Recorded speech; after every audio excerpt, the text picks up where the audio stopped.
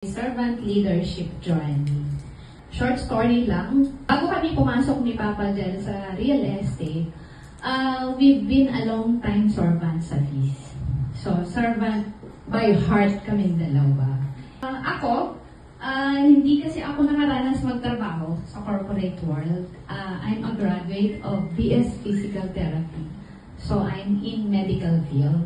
Si Papa Jel naman ay may trabaho.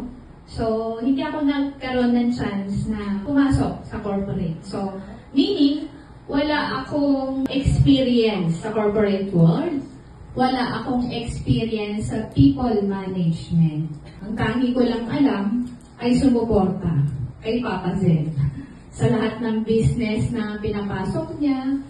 At isa ito, yung real estate na pinasok niya, na sinusuportahan ko siya. Ang strength ko ay mag-service, mag-support. In short, alalay ni Mr. Alalay.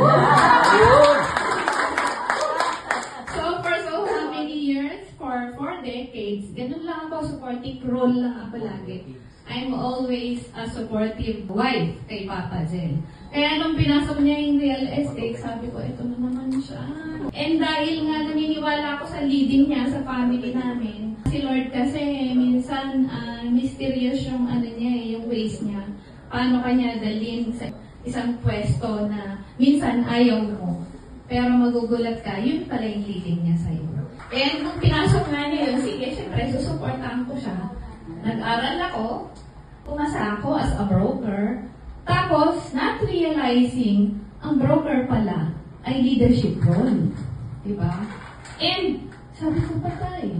Kasi, kaya ako nag-broker, dahil gusto ko lang supportahan yung asawa ko sa real estate. Si Lord naman ang nag-guide sa akin into this business. So, sabi ko, for sure, He will equip me along the way. Kasi si Lord ganun eh. Minsan may ibibigay siyang role sa'yo, you are not ready, but surely, He will equip you. Lalo na pag in-embrace mo. And I saw the mission of Yesland.